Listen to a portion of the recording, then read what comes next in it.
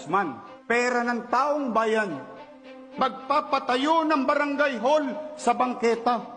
Kala ko ba tagagawa kayo ng batas? Bakit kayo nagtatayo ng barangay hall at building sa tapat ng eskwelahan?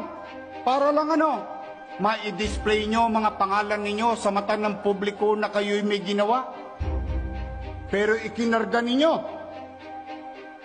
sa bangketa where you know very well roads, alleys, and boulevards and avenues are beyond the commerce of men. Dahil kayo'y congressman, kayo'y siga, ni walang permit, ni walang construction permit. Man, pera ng taong bayan, magpapatayo ng barangay hall sa bangketa.